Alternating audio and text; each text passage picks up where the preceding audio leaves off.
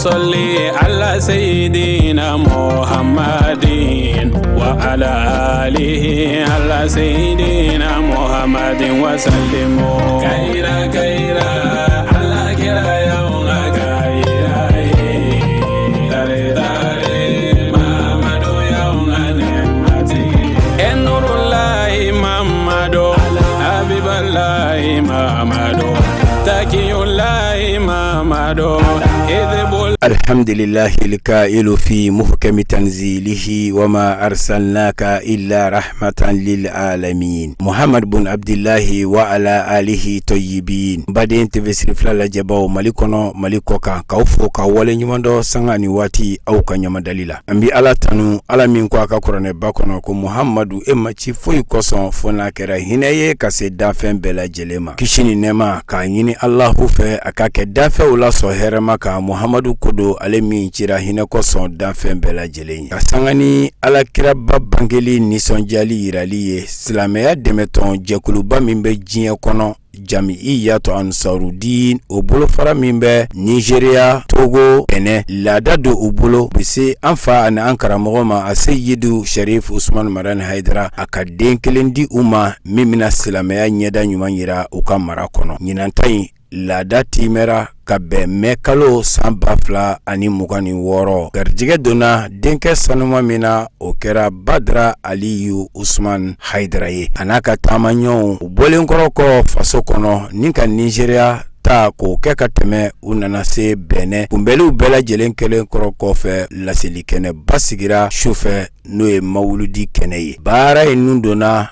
ni a ka kalanden jolen ye Shuaib Ibrahim Drabo ale ye Jamiyatu Ansarudin laselikɛla ba ye min sigiyɔrɔ bɛnnen do Lome ma a ye laseli ba kɛ an ye nin kɛnɛ in kɔnɔ yanni sirifikɛ nali cɛ an ka jɛ an k'o seereya ɲɔgɔn fɛ n'a y'a si mɔgɔw mɔgɔ bɛ boli mais cɛfarinw musobaw olu de y'a kunbɛn ka fara a kan Ala ye sɔnna fana a bɛ min fɛ a bɛ fɛ ka min fɔ Ala muɲuna a y'a bɛɛ fɔ a bɛ fɛ min ka faamu Ala muɲuna a ye a bɛɛ faamuna o de la ni cɛ in sara tɛ danfɛn bolo dɛ a y'an ka duw dilan ka d'an ma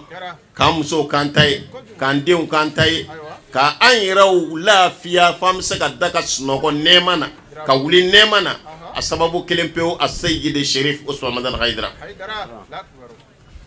Ala ye san 71 min d'a ma o ɲɔgɔnna caman bi Ala bolo ya Rabbi Ala k'o fara si kan n'Ala b'a fara kan Ala ka fara kan ni kɛnɛya ani lafiya ani limaniya ani Ala ɲɛsiranya ya Rabbi ani barika ni kunnawolo ni kunkɔrɔta Ala k'o kalakira bonya kama salli ala rasul bi su in na cɛ nɔrɔma min ni Ala ye anw gɛrɛjɛgɛ don a la anw kotonukaw gɛrɛjɛgɛ don a la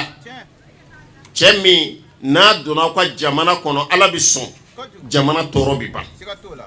n'a donna ka jamana kɔnɔ Ala bi sɔn jamana hɛrɛ bi caya anw de ka dugawu minɛna anw de ka Ala welew jaabila o de la Ala sɔnna ka anw gɛrɛjɛgɛ don ni cɛba in na ka bɛn ni sanga in ma ani ka bɛn ni waati in ma mɔgɔw bi avion de ta ka cɛ minnu sɛgɛrɛ u ka sigidaw la ka taa dugawu ɲini u fɛ mais Ala sɔnna o de k'a ka sabara don a sen na ka wuli ka fara a n'a ka taama ɲɔgɔnw kan ko an bɛna taama ka na an sen jɔ an balimaw la an sinjiw la an kanuɲɔgɔnw na Ala ka diinɛ kanubagaw la ka na an sen jɔ u la fo u ka dugu kɔnɔ an b'a fɔ ko Ala ni ce Ala y'an ka dugawu minɛ dɛ dɔw ye nin ɲini ka u sen don k'u bolo don u ma se k'a sɔrɔ mais Ala y'a di anw kotonikaw ma bi foyi ti anw bolo fo an k'a fɔ a barika Ala ye foyi ti anw bolo fo an k'a fɔ alhamdulilahi rabbil alamin Ala sɔnna ani a ka cɛfarinw minnu bɛ ɲɔgɔn fɛ minnu labɛnnen don su fara tile kan Ala ka diinɛ wele dali la ŋaɲaw kɔnɔ jamanaw kɔnɔ nɛnɛ na tile la waati bɛɛ o cɛfarinba de sigilen filɛ n kɛrɛfɛ n'o ye Latifu Dɛmɛ ni ko latifa dɔnnen don ni ko latifa a ti dɔn ni balankɔrɔ taga ye dɔnkɛyɔrɔ taga tɛ a ti dɔn ko a bɛ se a ya feere la ni ko latifu dɔrɔn bɛɛ b'a dɔn ni jumɛn ye ko sirifuw kanubaga min kɛmɛ ka nin di k'a ka nafolo di k'a farikolo di sirifuw ma ka wuli ka jɔ sirifuw aw bɛ mun fɛ ɲɛnamaya in kɔnɔ dɛ aw mago b'a la diɲɛ ka lafiya wa o bɛ sɔrɔ ni sira jumɛn ye n'o ye Ala ka wele dali ye su fara tile kan sɔngɔ mana gɛlɛya cogo o cogo la o cɛba de sigilen filɛ ale de ka kɛnɛ ye nin ye sani karamɔgɔ ka na bonya kama yɛrɛmajigi kama a ko a ka gɛrɛbu kɛni ka dakurunya fila fɔ an bɛ an ka seko Badara Ali Haidara Bamuru tigi cɛ min ye a tɔma ladege ka wuli ka Ala ka diinɛ bɔ dibi la ka wuli ka cɛsiri kɛ Ala ka adamadenya yɛrɛ bɛ ɲɛ cogo di bɛn bɛ na cogo di kelenya bɛ na cogo di ka don da kelen fɛ ka bɔ da kelen fɛ i kɛla silamɛ ye o i ma kɛ silamɛ ye o i kɛla taabolo wɛrɛ ye o n'an ma ɲɔgɔn sɔrɔ silamɛya kɔnɔ ko an bɛ ɲɔgɔn sɔrɔ adamadenya kɔnɔ ni ne y'i to damana e ka ne to damana an ka jɛ an ka fara ɲɔgɔn kan diɲɛ bɛ lafiya cogo di wallahi n'o kɛla an bɛ lafiya sɔrɔ ka ɲɔgɔn lagosi dabila ka taabolo lagosi dabila ka na ɲugu dɔ la ka na jɔn dɔ la don dɔ tiɲɛnikɛla de bɛ yɛlɛma ka kɛ ɲɛnikɛla ye don dɔ chrétien ye don dɔ silamɛ ye don dɔ bolisɔnna bɛ kɛ don dɔ alimami ye mais n'o y'a sɔrɔ a tigɛla ɲɔgɔn na e ɲugulen b'a tigi la i y'a i kɔ don a tigi ma n'o don kɛlɛ i bɛ tila ka maloya dɛ cɛ min sigila k'a to funanŋaniya kɔnɔ k'a to denmisɛnniya kɔnɔ ka hakili jagabɔ kɛ k'a dɔn ko Alakira sallallahu alaihi wasallam ale ma ban bolisɔnnaw na ko bolisɔnnaw don a ma ban chrétienw na a ma ban yahudiyaw la a ye nin bɛɛ gɛrɛ a yɛrɛ la pour que k'u sama ka na Ala ka diinɛ ma awa Ala sɔnna fana o ye Ala ka diinɛ minɛ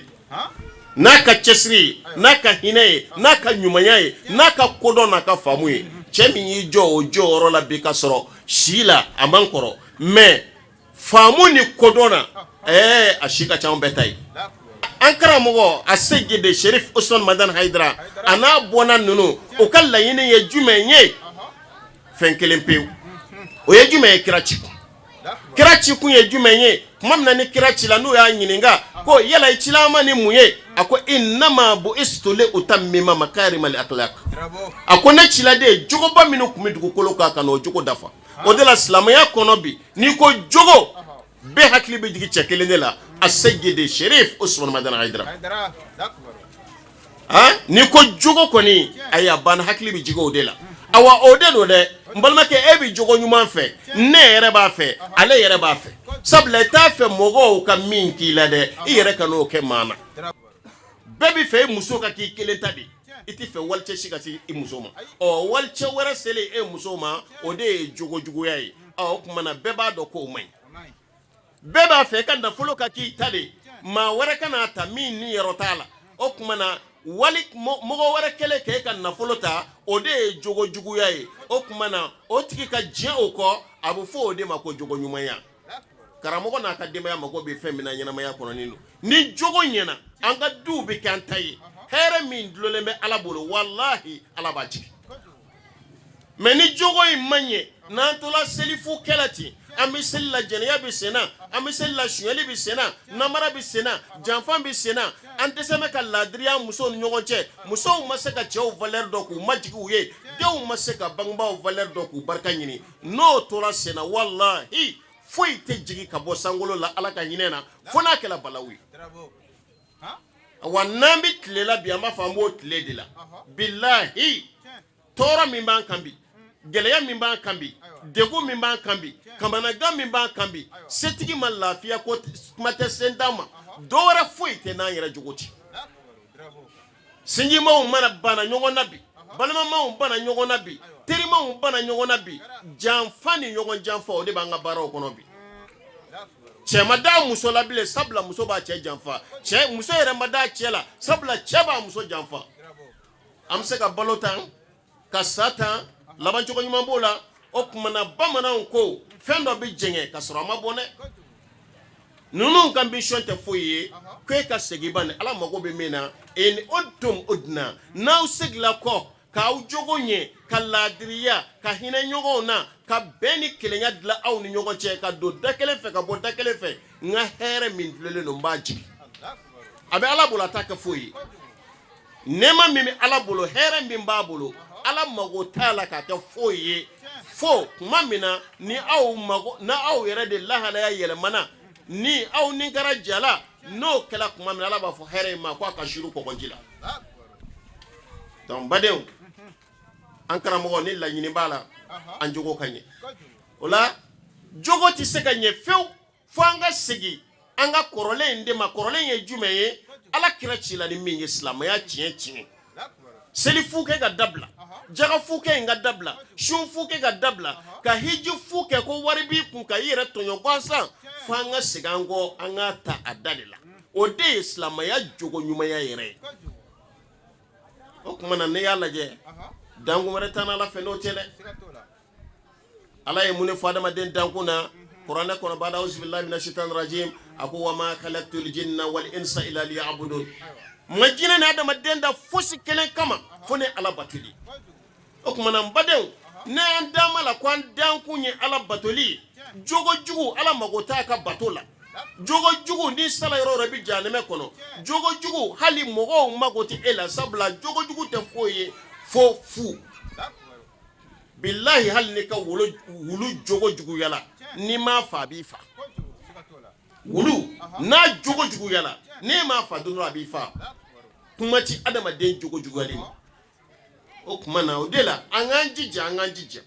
Ala mako bɛ an dankun min b'an na ka na ni ɲɛnamaya in kɔnɔ n'o ye Ala batoli ye pour que Ala ka an ka batow minɛ fo an jogo de ka ɲi o kuma na ne k'an jija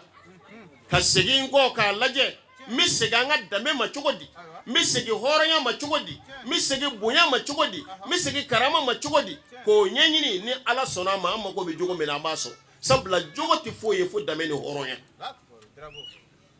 k'a dɔn ko jɛnɛya ye fadento ye k'o to yen k'a dɔn ko sonyɛli ye fadento ye k'o to yen k'a dɔn ko nkalontigɛ ye fadento ye ka diɲɛ o kɔ o tuma na ni jogo in ɲɛna an mago bɛ hɛrɛ min na an tɛ taa ɲini yɔrɔ wɛrɛ dɛ Ala b'a d'an ma k'an sigilen to yan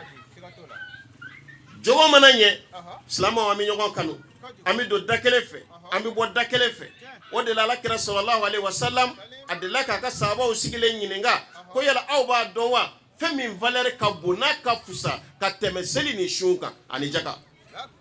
sahabaw kabakoyala kosɛbɛ a ko n'a t'o dɔn o de ye al-islahu zata baynikum o de ye dilali aw ni ɲɔgɔn cɛ bɛn ani kelenya ka don da kelen fɛ ka bɔ da kelen fɛ ko o de hɛrɛ ka bon aw kan ka tɛmɛ seli ni sun kan sabula ko bɛn ti yɔrɔ yɔrɔ la Ala mago t'aw ka seli la Ala mago t'aw ka sun na Ala mago t'a ka jaga la bɛnbaliso bamananw ko ten ko don kelen tɔmɔ o tuma na ko bɛnbaliya lamu de don lamu min a ma fɔ a bɛ kunsigi di dɛ ko a bɛ limaniya de di ka bɔ adamaden dusukun na pewu bɛnbaliya y'a sababu ye balimama joli joli bɛ yen minnu banna ɲɔgɔn na sinjima joli joli bɛ yen minnu kɛn bɛ k'u ka sinjiw tigɛ est-ce que bɛn b'an ka denbaya la bi wa cɛw e min tulo bɛ na e ni muso yɛrɛ bɛnnen don wa a tɛ ye o ɲɛnayeli in dɔrɔn de don mais dusukun ka sɔn ɲɔgɔn na ni jogo in tɛ bilahi a tɛ kɛ sanu ka k'i kun wari ka k'i kun jama ka k'i kun i ka cɛ ɲɛ ka tɛmɛ jinɛ kan i muso ye ɲɛdani in de don a bɛ ɲɔgɔn kanu ɲɛda in de la ni jogo ma ɲɛ Ala tɛ sɔn ka jogo jugu ni jogo ɲuman kanu don ɲɔgɔn na abada fo an ka segin jogo in de ma laɲini bɛɛ ye o de ye o tuma na kanu in ka sabati ni ɲɔgɔn cɛ fo o tuma na ne muso ka danna a bɛ danna ni mun ye n jogo mɔgɔ ti mɔgɔ ye dɔrɔn ka da la walima ka mɔgɔ ye dɔrɔn ka tigɛ a la mun b'a to i bɛ da la jogo o jogo in de b'a to siga t'a la fewu kanu min n'an b'a ɲini an b'a sɔrɔ n'o de ye o jogo in de b'a to an bɛ se ka bɛn pour que nafa min sɔrɔla an ka seliw kana kɛ fu ye sun kana kɛ fu ye jaga kana kɛ fu ye fo k'a sɔrɔ bɛn bɛ an ni ɲɔgɔn cɛ awa ni jogo ma ɲɛ bɛn tɛ sɔrɔ ko in bɛɛ sirilen bɛ o de la donc o la an bɛ min fɔ an badenw ye an k'an jija an ka segin jogo in ma walahi hali n'an ma kɛ Ala fɛ ni mɔgɔ min k'i mago tɛ alijinɛ na o y'i kungo ye anw kɔni mago b'a la nka n'i mago ma y'a la i mago ka ye i balo cogo ɲuman na i mago ka ye i laban cogo ɲuman na o tuma na o laban cogo ɲuman yɛrɛ tɛ sɔrɔ maa fɛ o balo cogo ɲuman tɛ sɔrɔ maa fɛ fo jogo in de ka ɲɛ donc ni jogo ɲɛna laɲini min b'an na bɛɛ bɛ sɔrɔ dɛ ala ka faamu ko ɲuman d'a ma o tuma na an k'a lajɛ ta sinji minnu tigɛ bɛ an fɛ mun y'a sababu ye a caman ye jogo juguya ye dɛ han jogo juguya dɔ ye yaada ni kafa ye jogo juguya dɔ ye ne ye fɛn sɔrɔ bi n ka n tigɛ n balimaw la jogo juguya dɔ ye bi ko ne ye fɛn sɔrɔ bi nka n ka numérow bɛɛ yɛlɛma ko sabula fɛn bɛ n kun jogo juguya tɛmɛtɛ nin kan mɔgɔ joli joli bɛ yen bi kuma min na fɛn t'a bolo a n'a balimaw bɛ ɲɔgɔn fɛ mais kuma min na n'a nana dɔɔnin sɔrɔ ayi téléphone numéro bɛ falen somɔgɔw ka weleli b'a tɔɔrɔ ni min y'a wele dɔrɔn a dusu bɛ tiɲɛ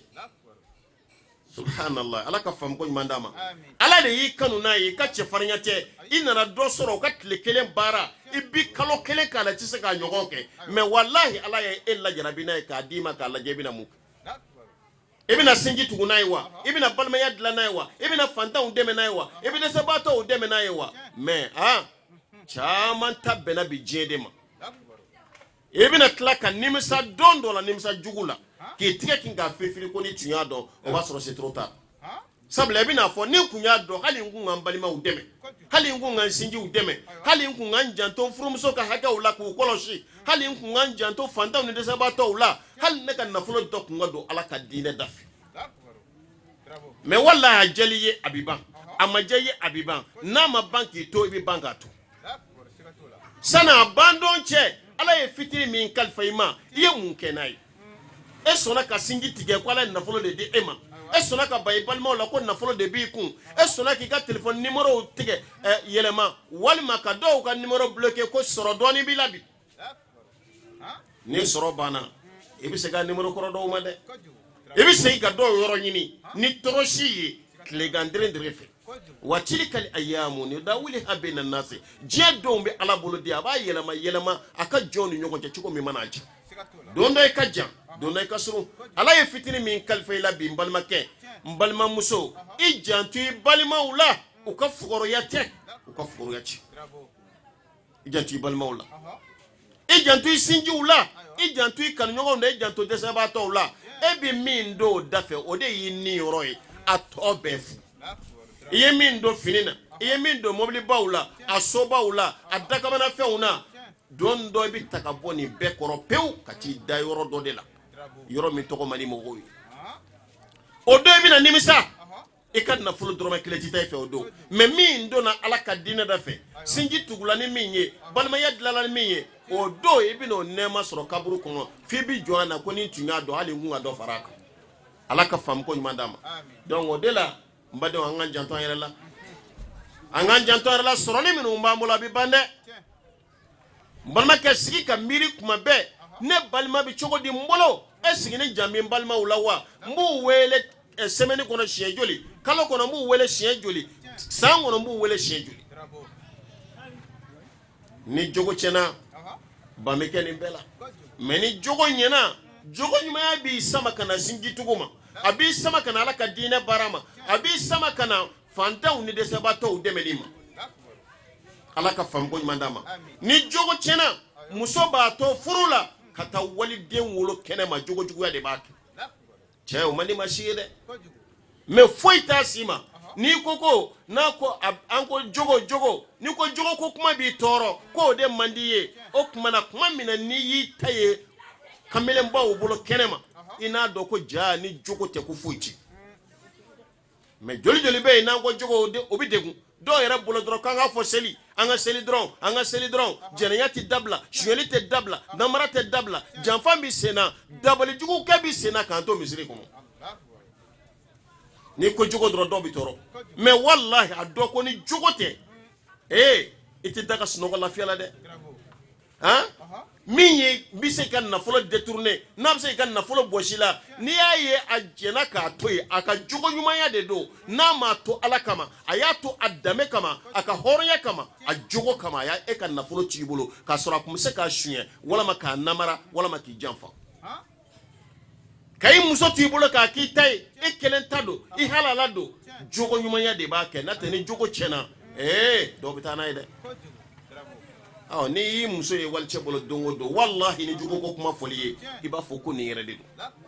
ala ka faamuko ɲuman d'a ma a b'o cogo de la jogo in n'a banna an bolo hali adamadenya ɲuman ala ko yɛrɛ ka bɔ yen hali adamadenya ɲuman t'i bilen ala ka faamuko ɲuman d'a ma alhamdulillahi rabbil alamin an karamɔgɔ ni an karamɔgɔ denkɛ Aliyu Badara Usman Haidara a ye kɛnɛ sɔrɔ a bisimilala ni kumakan sanumaw ye maaba welelenw fɛ an ka jɛ an k'olu seereya ɲɔgɔn fɛ an bɛ an ka karamɔgɔkɛ fo ko a bisimila a ɲuman nana k'a ɲuman sɔrɔ ala k'a ɲuman sagi ala bɛ dugawu k'a ye yarabi a diyara an ye a bɛnn'a ma an bɛ dugawu k'a ye ka dugawu ɲini a fɛ inshallah a nana hɛrɛ min na ala k'a segin ni hɛrɛ kira n'a bɔnnaw la hɔrɔma kosɔn sɔla ala nabil murtaba wa salamu alaikum wa rahmatulahi ta'ala wa barakatuhu an bɛ karamɔgɔkɛ fo ne y'an fa ye parce que sifi bɛ adamaden ɲinima don an bɛ fa de ye sifi n'a kɛra cogo cogo hali ni mɔden de b'a fɔ i fa inshallah bismillah i nana ka ɲuman sɔrɔ yan inshallah an b'a ɲini ala fɛ ayiwa an bɛ kɛ jari hɛrɛ in na an b'o de ɲini ala fɛ n'o tɛmɛna ka bɔ yen inshallah an bɛ jama bɛɛ lajɛlen fo maa o maa nana kɛnɛ kan an bɛ bɛɛ lajɛlen fo an ɲuman nana ala ka bɛɛ ɲuman se ka sɔrɔ ala ka ɲuman se yan cogo min na ala ka ɲuman se se mali la k'a k'an dɛmɛ ni dugawu ye an bɛ segin ka dugawu se jamana yɛrɛ ma jamana bɛ cogo min na bi kɛnɛ in sigira hɛrɛ la ala ka wuli hɛrɛ la ka dugawu fanba ɲɛsin jamana ma ala ka jamana kolo suma ala ka jamana sumaya an bɛ tunga yɛrɛ fɛn fɛn ala ka ɲuman se mali la karamɔgɔkɛ yɛrɛ fɛn ala ka ɲuman se an ka foli b'a ye an b'an ka sirifi kɛ an b'a fɔ ko a ka bisimila kotonu sigi la jeunesse tɔgɔ la ala y'a ɲuman bɔ mali la k'a ɲuman se yan ala k'a ɲuman segin mali la an bɛ ala deli balaw min b'an ka jamana kan ala ka jisuma kɛ fura ye an y'a ɲini ala subhanahu wa ta'ala fɛ sankolon dugukolo bonya kama ala ka hɛrɛw caya an bɛ ala tanu ala ta'ala min ye nin danke ba in na hatigɛ la bi dɔnba in na nin kɛnɛ barikalen na an bɛ ala fo k'a waleɲuman dɔn Badara Ali i Haidara i bolo kasi nani kaso an b'a ɲini ala ta'ala fɛ a nalen ala ka kama hɛrɛ ye ala ka kama kɔrɔta ye ala ka kama bonya ye a n'an hɛrɛ min sɔrɔ jamana in kɔnɔ farafinna kɔnɔ ala ka hɛrɛ in jiri ni tura bɛ ala k'o bɔ yen an b'a ɲini ala ta'ala fɛ ala ka nin kɛ a nako fɔlɔ ye ala ka n'a ka laban ye ala ni ala kira barika kosɔn sallallahu alaihi wasallam o fɛ an b'an ka sababu ɲuman fo n'o ye a seri Sherif Usman Madani Haidara ala ka sijan kɛnɛ la ŋɔɲuman d'an ma ala ka ka di maa fa ka fanga d'an ma an y'a kalifa masala masa min ka kalifa tɛ bin o fɛ an nisɔndiyalen don bi an farifonnen don nɔrɔtigi de ye Haidara bonyatigi de ye Haidara karamatigi de ye Haidara cɛ min ka hinɛ ni a ka sabali a n'a ka muɲu a n'a ka kanu kama ale sera ka kɛlɛcɛw fara silamɛw kan ka bolubatɔlaw fara silamɛw kan ani mɔgɔ minnu tɛ fosi la k'u fara ɲɔgɔn kan k'u don da kelen fɛ ka bɔ da kelen fɛ an b'a fɔ k'i Haidara ala ka sidan kɛnɛ la ŋɔɲuman d'i ma ala k'i fanga se i bɛ fɛn min ɲini ala fɛ ala k'a d'i ma an bɛ n'i ka taamadenw bɛɛ lajɛlen fo aw nana hɛrɛ la ala k'aw segin hɛrɛ la n bɛ tila ka nabagaw bɛɛ lajɛlen fo k'an ka karamɔgɔw bɛɛ lajɛlen fo ka Togo karamɔgɔw bɛɛ lajɛlen fo ani Kotonu karamɔgɔw bɛɛ lajɛlen fo fili mana ye kuma na o ye kaladenni ka fili o tɛ karamɔgɔ ka fili n bɛ nabaga bɛɛ lajɛlen fo ka dugawu kɛ an karamɔgɔ ye a Sheikh Serifu Usman Madani Haidara ani a ka dukɔnɔmɔgɔ bɛɛ lajɛlen ka foli kɛ an karamɔgɔ fana na a denkɛ min bɛ an bolo yan n'o ye an ka seko ye Badara Ali Haidara an b'a fo ka barika da ko a ɲuman sela yan ala ka mission kuncɛ hɛrɛ la a bɔla Nizeriya ka s'anw fɛ yan hɛrɛ la ala ka bɔ yan ka se Lomé ka taa denbaya fana ɲuman sɔrɔ hɛrɛ ani baden la wala président tɔgɔ la a ko ka foli kɛ naba bɛɛ lajɛlen na ka dugawu kɛ naba bɛɛ lajɛlen ye yan ye dugawu minɛ kɛnɛ ye ni mɔgɔ mɔgɔ i ka hami don ala k'a minɛ ka ɲini serifukɛ fɛ fana a ka dugawu kɛ an faso ye ani farafinna ye dekun bɛ ala ka se k'a wuli ani Cotonou an nana wari ɲini de la yan ala ka se ka dayɛlɛliw kɛ k'an ka diinɛ fana sabati an bolo la wala ka dugawu kɛ Mali ye ani Afrique bɛɛ lajɛlen ye wala Cotonou ansaru bɛ bɛɛ lajɛlen fo naba bɛɛ lajɛlen fo ala ka bɛɛ lajɛlen ɲuman segin ka se ka denbaya la hɛrɛ ani baden la tɔɔrɔ kana mɔgɔ si sɔrɔ ala o kɛ ciba bonya kama sɔli ala rasul an karamɔgɔ ni an karamɔgɔ denkɛ Badara Aliyu Usman Haidara a ye kuma ta ni ka foli lase nabaw ni kɛnɛ labɛnbaw ma ni ka sɔrɔ ka bilasiralikan sanuman di an ma silamɛya ɲɛda ɲuman yɛrɛ yɛrɛ an ka jɛ an k'o seereya ɲɔgɔn fɛ an bɛ foli lase silamɛ bɛɛ ma minnu y'u ka baara bila nin sanga in kɔnɔna la kana fara ɲɔgɔn kan o mana fara ɲɔgɔn kan foyi kama fɔra kɛra setigi Alahu subahanahu wa taala ye ko an ka jɛ ka su in ɲɛnamaya an bɛ Cotonou de kɔnɔ yan ni o ye Benin capitale ye an bɛ kɔn k'aw fo k'aw barika da an ka maaba minnu y'u ka baara bila kabiri an ka alimamiba la ni o ye Imam Jalo ye ani ka taa se Fofanalakaw ma consul Mali consul tɔgɔra a y'a balimakɛ min bila ka na Kamisogo an bɛ a fo dante foli min na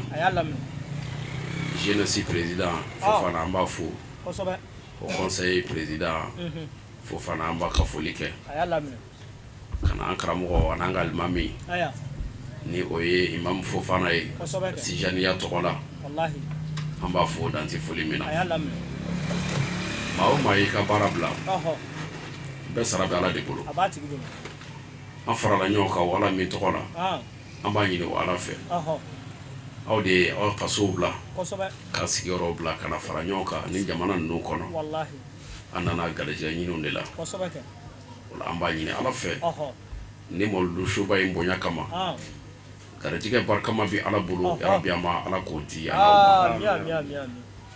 aw nana tunga fɛ tunga hɛrɛ ko bɛɛ ala k'a bɛɛ k'aw ye tunga kɔlɔlɔ bɛɛ ala ka don an n'o cɛ ala ka don an n'a balaw bɛɛ cɛ nafolo barikama bɛ ala bolo yarabi an ma ala k'o di an n'aw ma ala k'an sago di an ma ala ka sɔn ɲuman k'an ye an ka jamana ninnu an b'o kalifa ala ma nin suba in ka bonya kɔnɔna la n'o ye mawlidu nabawi ye an b'a ɲini ala fɛ an ka jamana n'o ye Mali ala k'a kɔlɔsi an ka jamana ala k'a kɔlɔsi ko min bɛ jamana in kɔnɔ nin su in bonya kama ala k'a wuli an bɛ jamana min kɔnɔ n'o ye Benin an b'a ɲini ala fɛ hɛrɛ ko minnu bɛ ala k'olu jidi tɔɔrɔ fɛn o fɛn mana ye yan an b'a ɲini ala fɛ ala k'a bɛɛ dogo ala k'an sago d'a ma ala ka sababu ɲuman k'an ye diinɛ min n'an b'a tɔgɔ la n'o ye silamɛya ye a faamu ko ɲuman ale ka baara kɛ n'a ye a k'a nafa ɲɛnamaya in kɔnɔ ka tila tuguni k'a nafa lahara an b'a ɲini ala fɛ ala k'o nɔgɔya ye ala k'an jurumu yafa ala k'an jurumu yafa an ka taabɔ ala ka hinɛw la ala ka yafaw ma ala k'o k'a k'ala bonya kama kira n'a somɔgɔw kama sɔlila rasul karim sans plus tarder nous sommes aujourd'hui le 20 mai 5e mois en 2026 sur la terre béninoise à l'occasion de la célébration de naissance de notre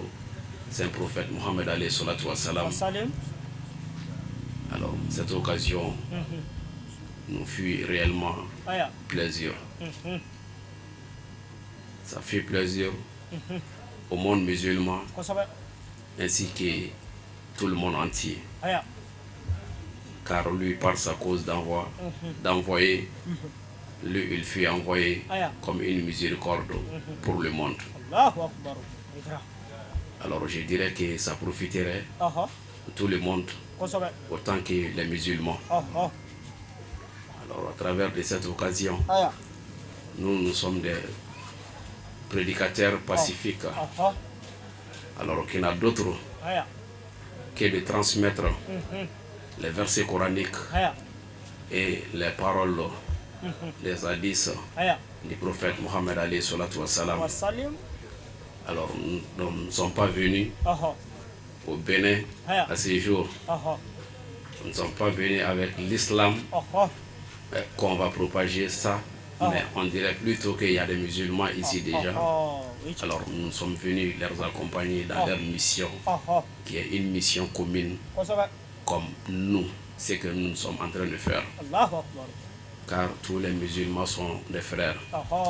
comme le Coran le dit, et le prophète alayhi salatu wassalam. Sur ce, nous tiendrons d'abord à saluer le président de la République béninoise, les autorités administratives et politiques, alors le gouvernement, ainsi que le peuple béninois. Au nom de l'islam, l'islam qui fut une religion de paix, une religion de pardon, une religion de miséricorde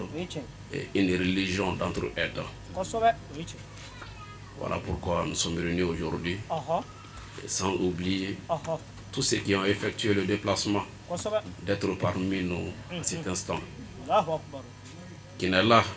qu'au nom d'Allah subhanahu wa ta'ala, venir assister à cette occasion qui nous fait plaisir, qui nous rend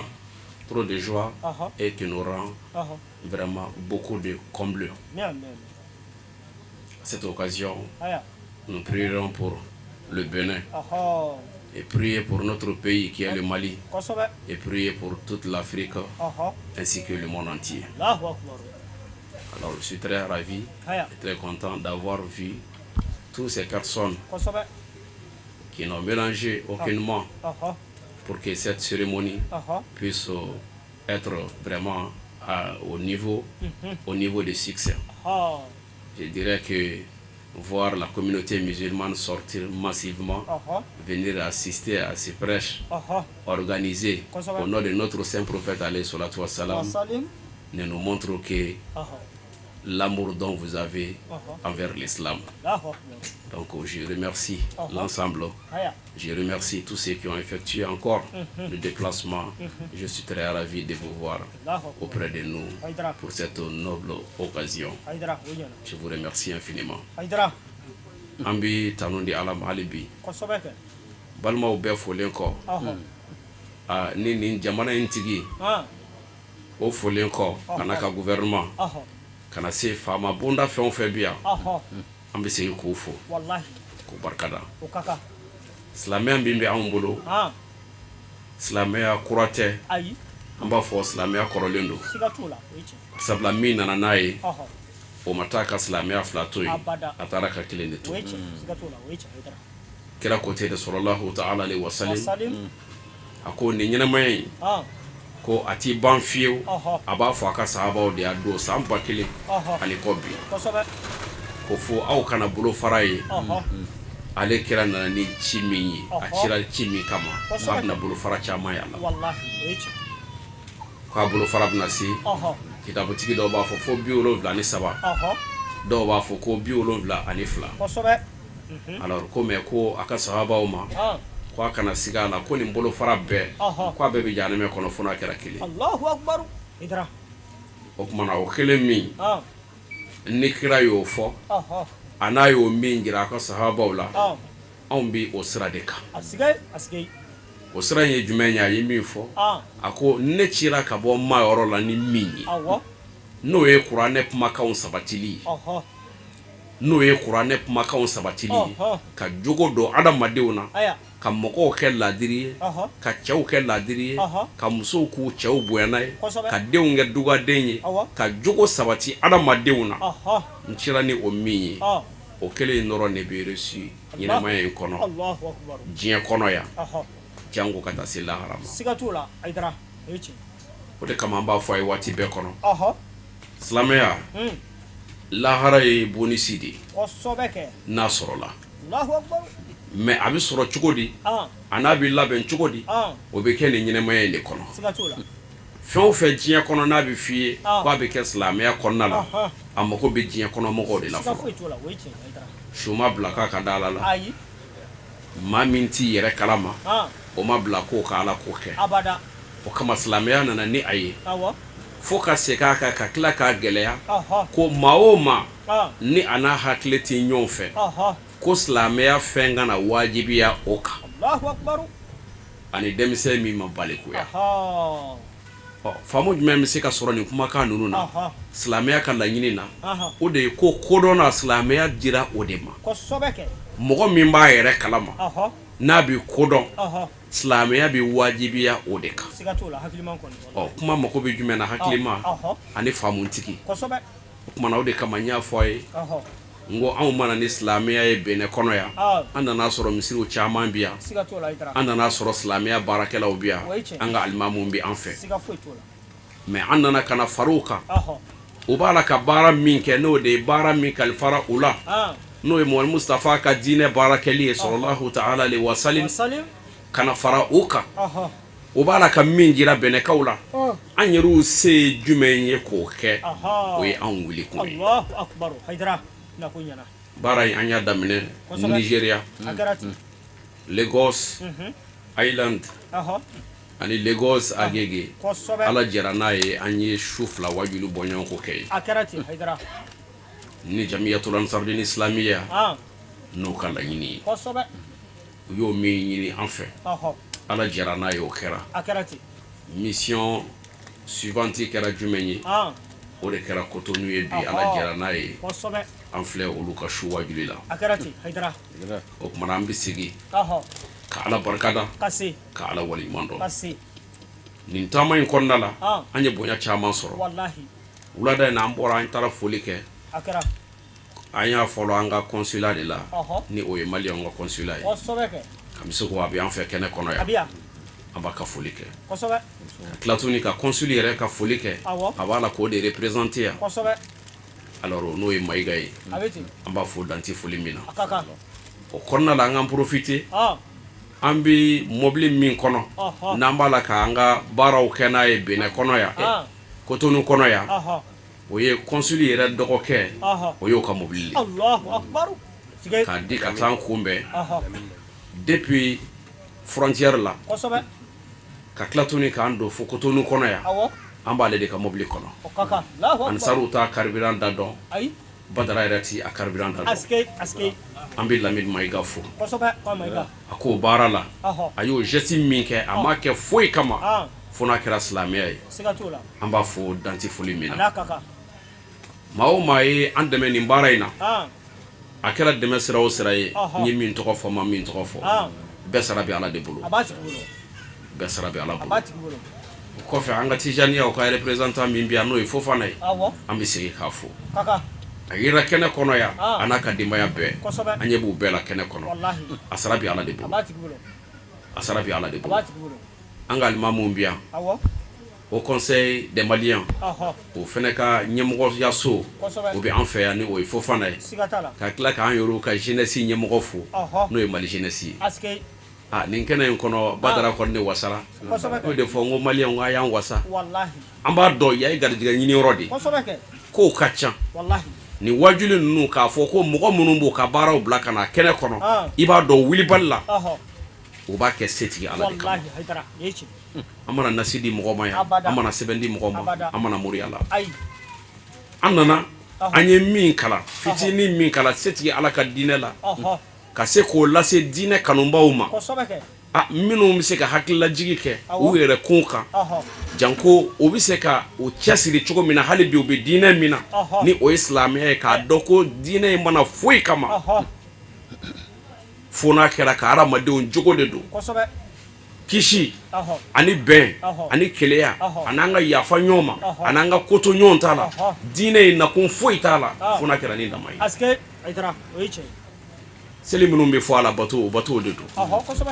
mais o bato bɛ segin jɔn de ma setigi ala n'i selila a bɛ segin jɔn de ma ala i ye ala de bato parce que i bɛna taa ala de deli a kɔnɔ mais a bɛ laban tuguni ka transformer ka muɲa i ye i bɛ taa setigi ala weleli min kɛ a kɔnɔ i b'o kɛ i yɛrɛ kun ye mais i ten turu o bɛ turu setigi ala de nka i bɛ taa ala wele min k'a kɔnɔ o bɛ kɛ i yɛrɛ kun ye n'o ye suratu fatiha ye k'a daminɛ a daminɛ la setigi ala subahana wa taala tanuni kɔfɛ foyi tɛ suratu fatiha kɔnɔna la fo n'a kɛra ala weleli de ala an b'i deli an bila sira kan ye maa minnu kanu mɔgɔ minnu kɛra i fɛ ye mɔgɔ minnu kɔrɔta kabiri seyidu suw la ka taa se an ka nabi ɲumanw ma ka taa se Ala subhanahu wa ta'ala ka maabaw ma i y'olu bila siratigɛ tilennen min kan Ala an b'a ɲini Ala fɛ i k'an yɛrɛw bila o kan Allahu akbar Haidara silamɛ bɛɛ bɛ seli tan de ka dugawu k'i yɛrɛ kun ye o tuma na ka n'an bila sira kan mɔgɔ minnu ni Ala fujinen don o kɔrɔ i tɔɔrɔlen don olu kɔrɔ basa bila o min sago kɛ o tɛ k'i sago kɛ o tuma na Ala ka n'anw bila sira kan mɔgɔ b'o kɛ jɔn ye i b'o kɛ i yɛrɛ kun ye o tuma na bɔra ka dugawu min ɲini sisan setigi Ala fɛ n bila ɲumankɛlaw ka sira kan o tuma na mun bɛ yen sisan yɛrɛ de kan ka kɛ ɲumankɛla ye o tuma na an bɛna ka na ɲɔgɔn hakili lajigi o dakuruɲɛ filaw la jango ka se ka ɲɔgɔn bila sira hali bi nin diinɛ in kɔnɔna la foyi ma wajibiya karamɔgɔw kan fo n'a kɛra u ye min kalan ani u ye min dɔn setigi Ala ka diinɛ la k'o lase a lase ko ɲuman na anw ka kɛra n'a tɔgɔ fɔra bɛɛ b'a fɔ sallallahu ta'ala alaihi wasallam ko Ala ka kisi ani nɛɛma ko Ala k'o k'a kan nin ye kumaba de ye dɛ mais a bɛ kɛ min kan o fana ye maaba de ye parce que Ala y'ale sugandi kiraw cɛla ani nabi ɲumanw cɛla ka jira k'a fɔ n ye nin kanu ka tɛmɛ n ka danfɛn bɛɛ kan o tuma na a bɛ kɛ o min ye n'i y'o bonya dɔn k'o bonya ma segin o ma min b'i bolo o de ye k'o ladege o ka baaraw la mɔlidu suba don mɔlidu a kan ka ɲɛnɛmaya silamɛw fɛ silamɛw hakili mankan tɛ ka bɔ nin kɔ parce que n'i ko silamɛya tigi dɔ de nana n'a ye k'a ɲɛfɔ an ye an bɛɛ bɛ seli bi k'a ɲɛsin kɔrɔ ma dɔ de ye kɔrɔ jira an na Ala ma kuma ni aw si fɛ nka Ala ye kuma dabila anw ni aw ni ɲɔgɔn cɛ n'u tɛ o nana ka na ci lase a lasera min ma o ye min fɔ a n'o ye min kɛ an b'a la ka baara kɛ n'o de o tuma na n'o bonyana an bolo o bɛ bonya ni an yɛrɛ kun de n'a dɔgɔyara min bolo o bɛ dɔgɔya e de bolo mais Benekaw n'o ye Kotonukaw ye a ye nin su in bonya jira a y'a tigi ka bonya jira aw sara bi Ala de bolo alors yani an ka taa ni kuma yɔrɔ jan waati cogoya kama hali bi an bɛ foli tɔ continuer an baw fo dante foli min na présidente n'a ka mɔgɔw fo vraiment cɛsiri jɔnw de don ansaru aw sara bi Ala de bolo a b'a la ka baara min kɛ ni ye ɲɛnɛmaya sariyaw de ye nɔ minnu don yanni lahara cɛw tɛ tunu yani lahara cɛw tɛ tunu Ala ko tunu ko c'est nous qui ressuscitons les morts et écrivons ce qu'ils ont fait pour l'au-delà ainsi que leurs traces et toute chose est enregistrée dans un registre explicite toute chose est dénombrée dans un registre explicite ni wulibali ale ti yɛlɛma ale ti jɔsi min bɛ adamadenw bolo n'an tilala anw ye sɛbɛnni min kɛ nin na an bɛ se ka nin ta sisan k'a fara k'a fili o ye anw ni ɲɔgɔn cɛ yan mais setigi Ala ye fɛn o fɛn sɛbɛn jɔn kan o bɛɛ lajɛlen ye maa si tɛ yen min bɛ se k'o yɛlɛma dɛ Ala de bɛ se ka yɛlɛma k'a la a ka d'a ye cogo min na nka jɔn bolo t'o sɔrɔ k'i b'o yɛlɛma o tuma na Ala ko cogo di a ko k'i k'a dɔn ale Ala subhanahu wa ta'ala de bɛ ɲɛnɛmayali kɛ Ala subhanahu wa ta'ala de bɛ ɲɛnɛmayali kɛ waati min na ɲɛnɛmaya kunfɔlɔ banna o kɔfɛ dun a bɛ sɛbɛnni kɛ a ye baara minnu kɛ ka bila aw yɛrɛ ɲɛ aw b'a la ka fɛn o fɛn kɛ i n'a fɔ an sigilen filɛ yan cogo min na tan anw bɔra ka na setigi Ala subhanahu wa ta'ala de kama yan nin bɛ sɛbɛn an filɛ bato de la an b'a la ka fɛn o fɛn kɛ Ala ko k'a bɛ Ala ka nin bɛɛ sɛbɛn ko mais an kana ɲina tuguni ale Ala ma da o ma an ye nɔ minnu fɛnɛ to yen n'o baara kɛra an kɔfɛ ko a bɛɛ bɛ sɛbɛn ka ban o tuma na baara de bɛ silamɛ bolo parce que saya ye a bɛna se mais an ma ban dɛ i ka ɲɛnamaya bɛɛ kɔnɔ i nɔ bɛɛ bɛ sɛbɛn ka ban i salenkɔrɔ kɔfɛ san ba kelen san ba kɛmɛ i denw b'a la ka fɛn o fɛn kɛ i ka maradenw b'a la ka fɛn o fɛn kɛ setigi Ala ko k'a kalenna k'a b'a bɛɛ sɛbɛn nin kuma in kɔrɔ ye jumɛn e dutigi di e ka mara kɛra cogo di i ye mun tu i ka denbaya ye i y'o bila sira jumɛn kan n'i m'o bila ɲuman kan o kana sika la o bi kolongi kɔfɛ i dalen kɔrɔ kɔ i kaburu kɔnɔ san 1000 setigi ala b'a bɛɛ sɛbɛn tɔgɔ la o de kama an b'a fɔ dutigiw ye ni de kama an b'a fɔ marakɛlaw ye wa ka hakili to maraw la kira ko ten ko an bɛɛ ye bagangɛnna de cɛ o cɛ diɲɛ kɔnɔ n'i ye muso kelen furu i ka bagan gɛngɛta don barisabula i na ɲininka n'i ye den kelen sɔrɔ lahara don setigi ala subahana wa taala nata i ɲininka ko yalima i y'i den in lamɔ cogo di muso min kun b'i ka mara kɔnɔ i y'a bila sira jumɛn kan ni maa min ma muso furu maa min ma den sɔrɔ i y'i yɛrɛ ko kɔni ka mara tigi ye i na taa ɲininka i ye mun tu i kɔ yan e ni mɔgɔninfinw ka jɛ ɲɔgɔnya la yalima i ye mun kɛ i ni mɔgɔw ni ɲɔgɔn cɛ i ye mɔgɔw ladege jumɛn na n'u bɛ se ka baara kɛ n'o ye i kɔfɛ min kɛra ɲuman ye i b'o sɔrɔ min ma kɛ ɲuman ye kana siga la i dalen i b'o sɔrɔ o kɔrɔ ye ko in si tɛ tunu o kumana min b'an bolo o de y'an k'an cɛsiri an taara o ye baara min kɛ yanni lahara jɔ dɔw cɛ a tɛ tunu ekɔliso 2000 ani 300 bi o jɔlen don franco arabe minnu bɛ baara la bi Mali dɔrɔn kɔnɔ ekɔliso 2000 ani 300 franco arabe pour que a ka jamana kunfiya bɛ se ka kɛlɛ a kɔnɔ cogo di aw bɛ diinɛ min na a tɛ se ka baara ni ala ma dɔnni dɔ d'i ma o dɔnni caman zirilen don kalan na o kumana o kalan in janko adamadenw bɛ se cogo di ka kalan ka se ka kodɔn o ekɔliso 2300 o ye nɔ dɔ ye min bɛ to yan lahara cɛ o ye nɔ dɔ ye min bɛ to yen a bɛɛ jɔra ni jumɛn ye ko an y'an ni di e ala subahana wa taala ma an y'an ka nafolo di e ala subahana wa taala ma an bɛ dɔrɔmɛ ni duuru minnu bɔ ni ekɔliso bɛɛ jɔra ni o de ye au nom de l'islam pour honorer l'image de l'islam o kɔfɛ dɔgɔtɔrɔso yɔrɔ kɔnɔ o kɔni kuma ti fɔ bi an bɛ wagati min na o bɛ 30 ani kɔ la min b'a la ka baara kɛ bi 35 Latifu ko ten ko bi dɔgɔtɔrɔso 35 o de jɔlen don Ansaru tɔgɔ la min b'a la ka baara kɛ ni ko dɔgɔtɔrɔso silamɛ ko ni chrétien ko ni laratigi ko t'o la dɛ o jɔkun ye bɛɛ bɛ se ka lafiya cogo di aw farala ka jamana kan o ye Mali dɔrɔn de ta ye wa an bɛ ka fɛn o fɛn fɔ a bɛɛ lajɛlen ye vérifiable ye dɛ tout est vérifiable anw bɛ ka fɛn o fɛn fɔ a bɛɛ lajɛlen bɛ vérifier a bɛ dalu fana b'an bolo i mako b'a la a bɛ diɲɛ yɔrɔ o yɔrɔ la a bɛɛ bɛ f'i ye k'a ban o kumana Ansaru ani ce ka anw bɔ Mali la ka na ka Nigéria kɛ ka bɔ cɛ joli cɛ 6 ka ninnu bɛɛ don avion kɔnɔ u mana foyi kama fo n'a kɛra Ala subahana wa taala ka diinɛ laseli ye o wasara parce que mɔgɔw n'a dɔn ko aw bi aw sɛbɛ la nin ye sɛbɛ dan ye dɛ ka bɔ Mali kɔnɔ ka na yan avion passé bɛɛ b'a dɔn o avion passé ni fɛn ɲini kɔni don n'i y'o bila i kunna i tɛ bɔ Mali la ka se yan a y'aw balimaw kanu ni hɛrɛ ye a ye a sigiɲɔgɔnw kanu ni hɛrɛ ye a ye maliyɛnw kanu ni hɛrɛ ye nin taama in kɔnɔna la diinɛ ko ye an wuli kun ye mais hali kana an ɲɛ da an balimaw fana kan o fana ye fɛnba ye an nisɔndiyara kojugu an taara aw sara bi Ala de bolo an bɛ min fɔ a ye dɔrɔn o de y'a k'aw cɛsiri fɛn min ni an jɛra a kan ni Ala ka diɲɛ Ala ka diinɛ don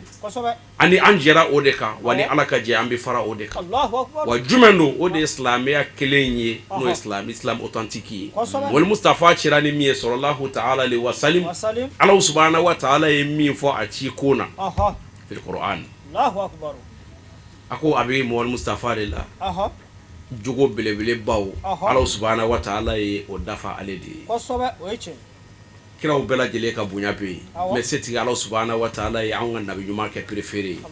ni a jogo de wa innaka la ala kulli shay'in azim i bɛ jogo ba kan o kumana min b'an bolo su in na o de an bɛ dugawu kɛ an ka seliw kɔnɔna la an ka farida bɛɛ kɔnɔ ko ala an bila sira kan sira min tilennen don ni a jɛngɛnen tɛ i y'i ka maa ɲumanw bila min kan o kumana Muhamadu Mustafa ye mun fɔ o sira la setigi Alahu subahana wa taala ye mun fɔ o sira la Muhamadu Mustafa mantow ye ani a kanubaw ye a nɔkantugubaw ye n'a diyara ala ye su in na an bɛna an da don o de la k'o di an balimaw ma k'o di kanubaw ma minnu y'u ka baara bila ani Jamiyatul Ansarudine Islamiya k'o di u ma silamɛya image kɛra min ye diɲɛ bɛɛ lajɛlen b'a dɔn silamɛya image kɛra min ye bi bɛɛ lajɛlen b'a dɔn l'islam est devenu une religion d'extrémisme l'islam est devenu une religion radicalisme l'islam est devenu une religion d'inquiétude. Quelle raison? Alors que son nom l'indique déjà le contraire. Quand on parle de l'islam, on parle de la paix. Voilà la définition du mot islam. Islam, ça c'est la paix. Alors comment une religion de paix peut devenir de façon automatique et de façon naturelle ainsi une religion d'inquiétude, alors que son nom l'indique le contraire. Donc les gens doivent réellement savoir, raison pour laquelle on a beaucoup en discuté dessus, on a beaucoup prêché dessus depuis le Nigeria. On a fait toutes nos deux prêches organisées au Nigeria sur comment est-ce qu'un musulman peut vivre avec un non-musulman qui ne fait même pas partie de sa religion. Voilà le thème qu'on a choisi là-bas pour pouvoir en discuter dessus, parce qu'aujourd'hui le monde de la religion musulmane est devenu alors un monde de terrorisme, alors que le contexte même, c'est-à-dire le nom même de l'islam définit déjà le contraire. Alors donc il faut qu'on s'en sorte dans ça. Pour telle raison, on a besoin vraiment de parler sur les paroles du prophète Mohammed alayhi salatu wa salam, ses paroles nobles et ses paroles de miséricorde et ses paroles de sagesse. Car notre islam, personne n'est contraint à être musulman ou à être islam. Voilà ce que le verset nous définit. Voilà ce qu'Allah subhanahu wa ta'ala mentionne dans ces versets coraniques. Nul n'est contraint à l'islam. Personne n'est obligé d'être de façon forcée d'être un musulman. Jamais. Ça n'existe pas dans l'islam. Ça n'existe pas dans l'islam. Tous les combats ou tous les versets que les gens peuvent vraiment peut-être reprendre contre l'islam, peut-être ils n'ont réellement pas compris le sens réel des versets des 10 du Saint-Coran. L'islam n'a fait aucune guerre et aucun combat qui n'est pas lié de légitime de défense. L'islam n'a commis aucun combat au nom de Allah subhanahu wa ta'ala qui n'est pas lié au légitime de défense. Il n'y en a pas. Il n'y en a pas. Et on demande à tout le monde s'il y a un seul verset coranique ou même dans l'histoire même de l'islam que Mohammed alayhi salatu wa salam a ordonné un de ses membres ou lui-même à aller contraindre quelqu'un à rentrer dans l'islam, ils n'ont qu'à juste nous montrer. Il n'y en a pas de preuve pour ça. Ça n'existe pas. Et mais pourquoi l'islam est devenu ainsi? Oui. Par ce qu'ils veulent, peut-être se mettre, se faire voir comme musulmans ou se montrer comme musulmans, alors qu'ils ont leur propre intérêt ou leur propre projet caché. Mais prendre le nom de l'islam pour faire leur combat, prendre du nom de l'islam pour vraiment viser de leur propre intérêt. Voilà la cause.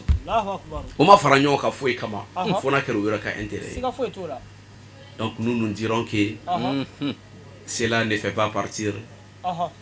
de l'islam. L'extrémisme, radicalisme, ça fait pas partie de l'islam depuis au temps du prophète alayhi salatu wa salam jusqu'au jour d'aujourd'hui.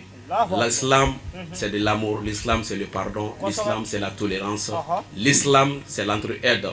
et l'islam c'est le partage. Avec qui que ce soit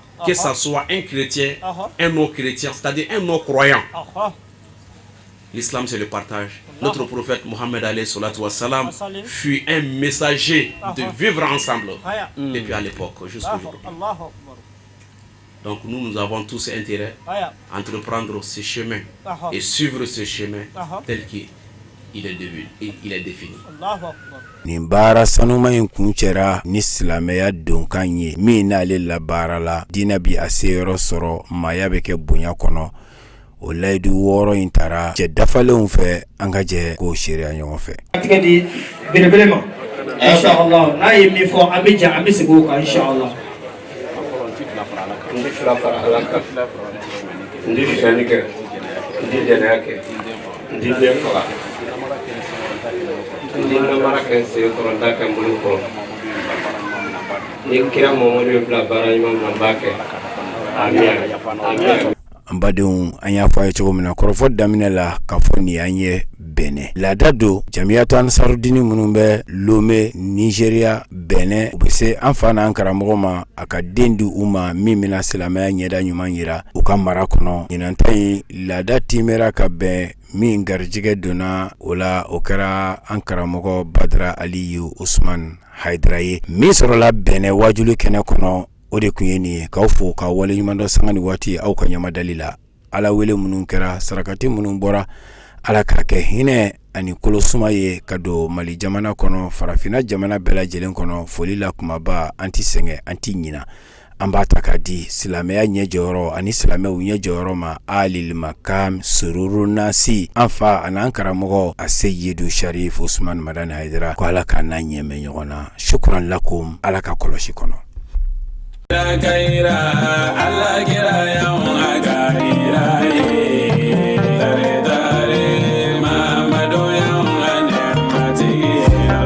Allahumma salli ala sayyidina Muhammadin wa ala alihi ala sayyidina Muhammadin wa sallimu kaira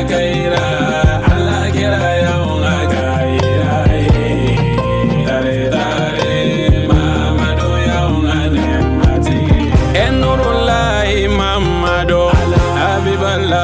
Mamado, Takiyullahi Mamado.